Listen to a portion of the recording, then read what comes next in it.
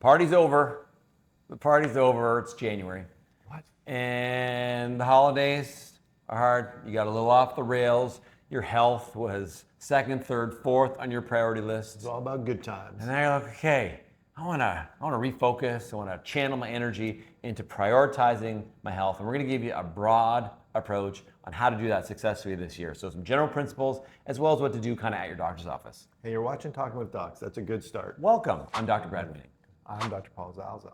If you have any comments about this stuff, about what you do for your health, tips of how you maybe change your life from unhealthy to healthy, please share them. There's a little community of comments, and honestly, people are really kind and thoughtful with their comments and share their hacks. Yeah. It's more about what you guys are telling each other than what we're saying. But it's a good start watching Talking with Docs. Nice, safe thing to do unless you're walking down the stairs while you watch it, which we do not recommend. Just listen then. Just listen.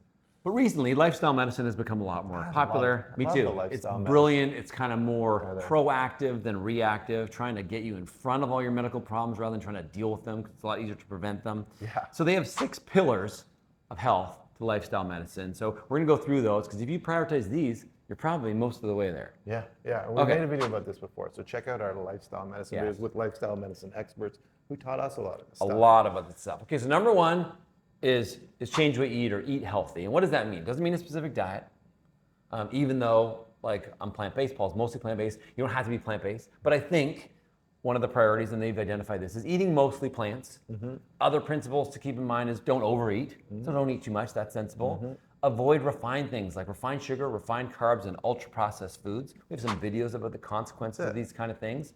Right? You are what you eat. You are what you eat. Right? You don't want to look like Red Dye 99. Or 40, I think, is the really bad one. Is it? Yeah. Yellow Dye 99. Yeah, I don't know. Leave Gretzky out of this. A great one. Okay, number 2. Exercise. Okay. All right. I think that is, for me, if I had to pick all the pillars, to be honest, that's probably the most important one that I think. Okay. Exercise. Just because when your body's moving, when you're moving around, when you're not completely sedentary, I think a lot of health problems can be avoided. Sitting is the new smoking. Sitting's the new smoking. And when we say exercise, this is a combination of things. So one of the keys is to be consistent. So don't do 3 hours once a week. You want to try to be active 3, 4, even 7 times a day. We talked in some of our other videos this year about trying to get a minimum of 7,000 steps, which seems to be kind of that break point, as well as doing a combination of cardio activities, so low intensity cardio to help improve your endurance, as well as high intensity to improve your VO2 max. So 2 different kinds of things there, as well as weight bearing activity for your bones and resistance training for your bones, as well as to help reduce the impact of something called sarcopenia, where as we get older, we lose our muscle mass. So a variety of activities, and do something that you like and that you'll stick to. And it doesn't have to be specific. You don't have to go to the gym to do it. You can incorporate it into your life. I'm going to take the stairs instead of the elevator today. I'm going to get up and walk around a few times from my desk. And start slow. If you don't do anything now, to work out 7 times a week for an hour and a half, that's not practical. So just baby steps. Incorporate it into your life, into your lifestyle. Just incorporate that exercise. That's pillar number 2. Number 3 is prioritize your sleep. So this is low on a lot of people's list, and I think it's one of the easier ones to talk about and to do, but people just don't do it. So 7 to 9 hours, get good sleep habits, try to avoid caffeine and blue light before, have a healthy sleep environment, try to prioritize your sleep. I think that's the most overlooked pillar. Agreed. Exercise for me is the most important. Sleep is one that's most overlooked. Yeah, and we know it is directly linked to very specific and severe metabolic consequences like heart disease, diabetes, obesity, like all of it. It's all there. Gotta sleep. Okay, number 4. The number 4 is try to decrease the amount of stress in your life. Our world is so stressful. That one, I think, is the hardest one to do.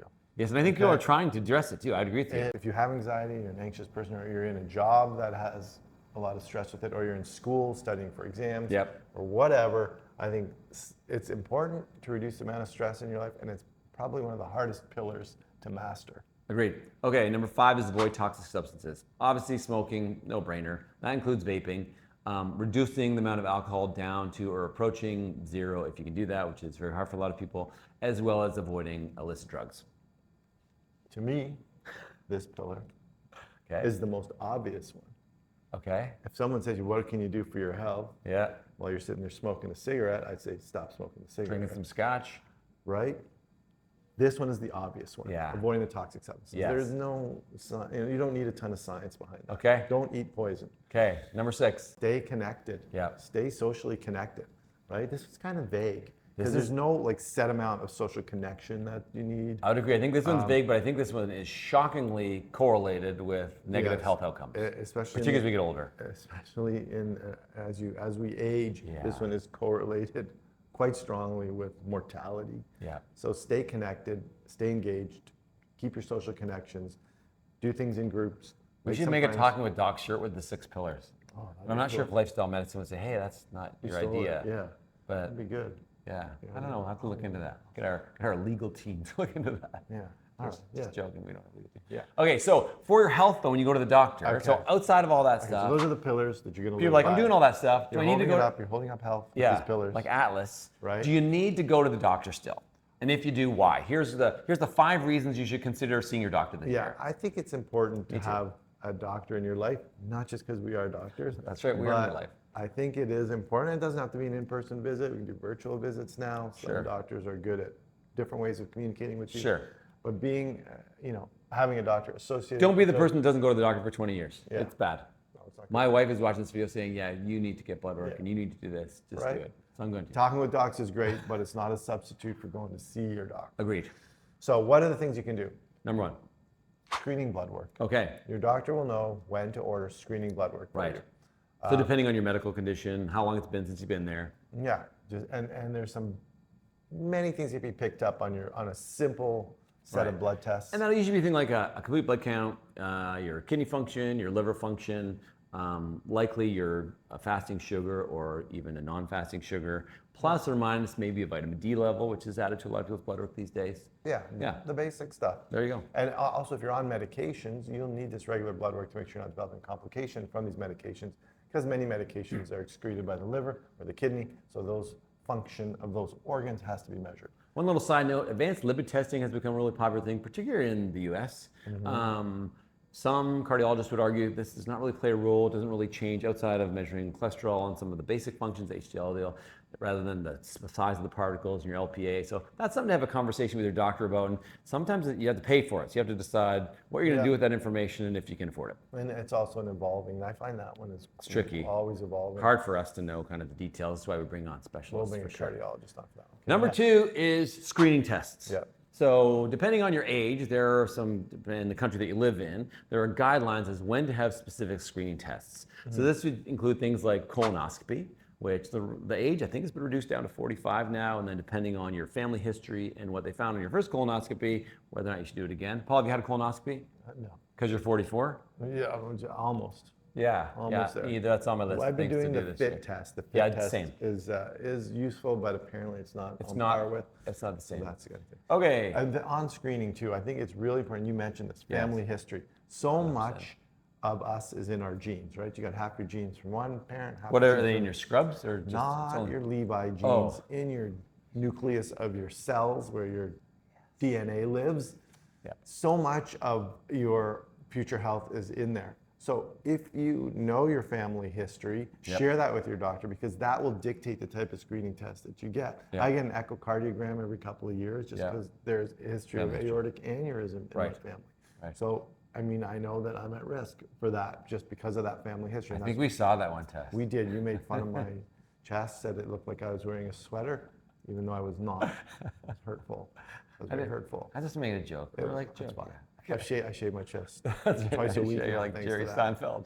So keep in mind your family history, and that'll guide some of the screening tests that you need. Okay, other screening tests. So the Pap smear, I think this is something you discuss with your doctor, the merits of it, the role of it, what to do with that information.